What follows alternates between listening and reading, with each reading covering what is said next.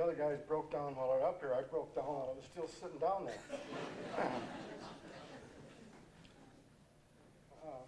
Sam Pisano saw this and he said, I hope it's only one page. Sam's been picking on me ever since I was 10 years old. I'd like to thank everyone for making this event possible. For one thing, it brought our family together.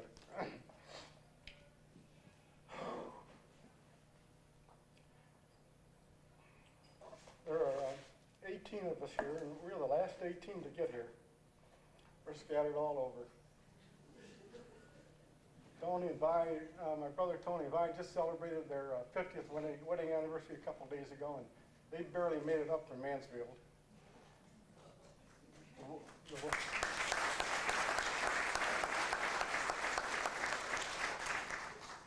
The Wargos came from over the bridge lands, Port Clinton. My sister Rita and then the Garbers came up from Columbus. And my daughter Judy drove all the way from Connecticut.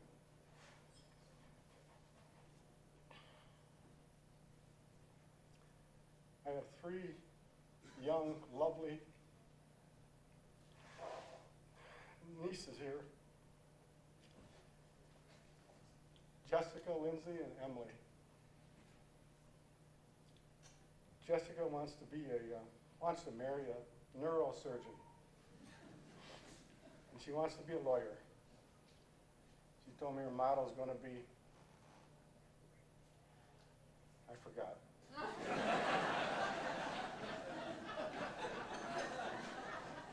It's something like, I'll stick up for your rights. It sounds to me like she's going to be another woman's liver. Her little sister, Lindsay, is a terrific athlete. Lindsay has a cousin who is the point guard for the Ohio State women's basketball team. I want Lindsay to play basketball, but so far she's only into gymnastics and soccer. Little Emily, her father is a neurosurgeon, but she's too young yet to decide what she wants to do. She kind of follows Jessica and Lindsay around. I've prepared a couple of Huron High School tales which I'd like to relate to you. Charlie was a Huron school classmate of mine. Charlie was a fun-loving guy. He had a long last name that was hard to pronounce. Occasionally, in the lower grades, a teacher would ask him to stand, recite his name, and then spell it. Charlie loved the attention. He would get up and proudly say, Charles Guglielmino. Guglielmeno or Mino. Either way, teacher. The class would just howl. We didn't know whether to call Charlie Guglielmino or Guglielmino. One day, Charlie told me that he was related to Guglielmino Marconi, one of the inventors of the radio. I said, Charlie, that can't be. Guglielmino was Marconi's first name, not his last name. Charlie said, that's close enough, we're related. That prompted me to look up Marconi's name in the encyclopedia. I found out that his first name is actually spelled Guglielmo. Now we didn't know whether to call Charlie Guglielmino, Guglielmino, or Guglielmo. When we reached high school, Charlie became quite a football player. He was a big, tough lineman. I remember during one game, he broke through the line and blocked a punt. The ball came right back to him, and he grabbed it. When he looked up, about 5 guys were ready to hit him. The thought of suddenly becoming flattened by this unfriendly mob must have intimidated Charlie. The ball came to me. The only problem was, at the time, I was lying on my back on the ground. I had been knocked down on the play. I grabbed the ball, and the 5 guys that were going to hit Charlie all dove on me. As I lay pinned down on my back under this pile of humanity, I could hear Charlie laughing. I'll never forgive Charlie for that play. Does anyone here remember Charlie Guglielmino?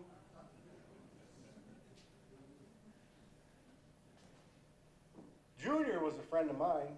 Junior was as tough as nails. I admired him for his courage both on and off the football field. If I ever had to do battle and could take one other person, it would be Junior. Junior was a running back on the Urin football team. However, I remember him for his blocking. Blocking is a hard part of football. You sometimes have to throw your body across the lower extremities of a big, hard-charging galoot and hope that you can knock him down without caving in your rib cage. Junior did it his own way. He had the most devastating way of blocking that I've ever seen. He would seek out an oncoming opponent, drive his shoulder in his midsection, and lift up. The poor, unsuspecting soul would go flailing through the air and fall down in a heap behind Junior. Junior was the unsung hero of our team. Unfortunately, the story does not end here. Upon graduation from high school, Junior became a Huron policeman. If he ever saw anyone breaking the law, he'd go charging after them in his police cruiser.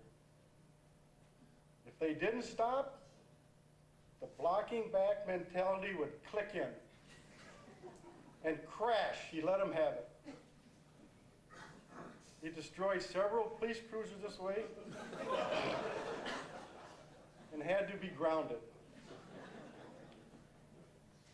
The saga continues. Junior decided to get a less combative job, so he started up a construction company.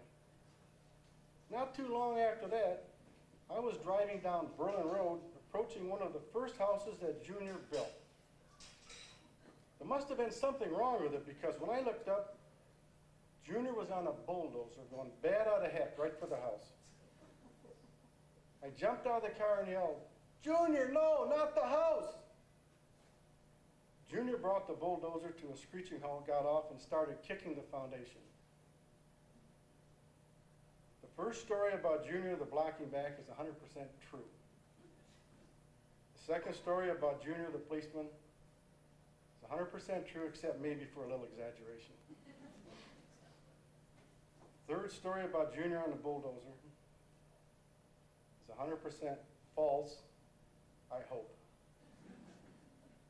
Who's Junior? Dominic Tyke Majoy Jr.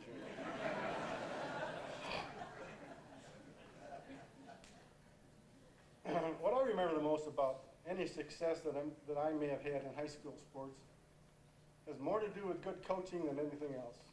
Two things come to mind. The first was a football game at Norwalk. They were killing us the first two quarters with halfback flare passes. At the half, Coach Frank Swicky told me not to rush the quarterback in passing situations, but to rush straight ahead into the passing lane. About the second or third play of the second half, I rushed straight ahead. They threw the halfback flare pass. I intercepted it on a dead run.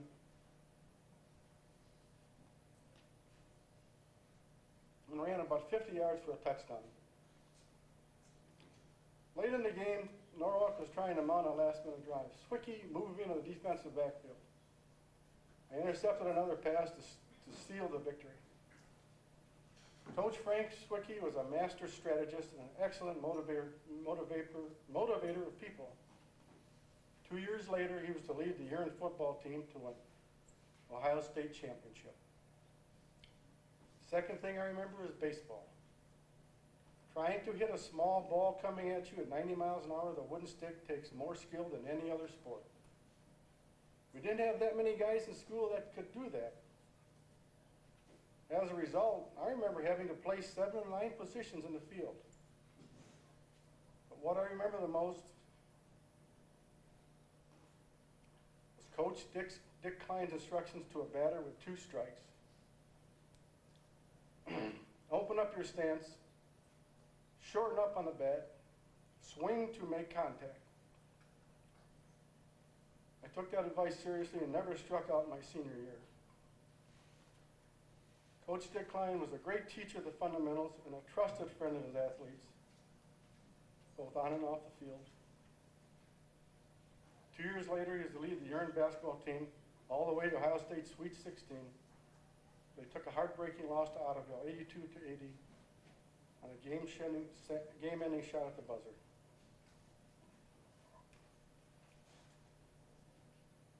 Pardon me if I brag a little bit, but I come from a family of 5, and we all graduated from Urine High School. Vicki came first and just missed being valedictorian of her class by a fraction of a point.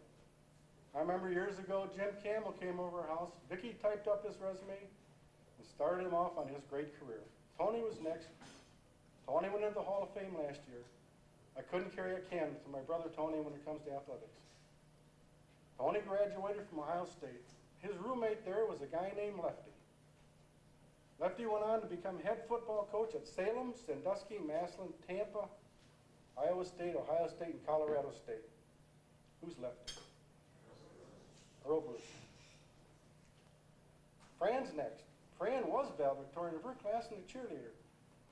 Fran's son, Louis Wargel, is in the Urine Hall of Fame. Louis is right back there. I'm next and have one child, Judy. Judy graduated from Urine High School with one of the rowdiest classes ever set foot in the hallowed halls. Needless to say, we don't expect Judy to enter the Hall of Fame.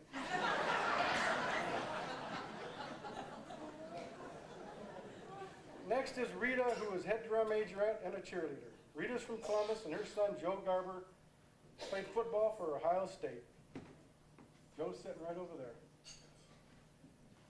Rita wants everyone to know that her brother's friendship with the coach, Earl Bruce, had nothing to do with her son making the team. Thank you.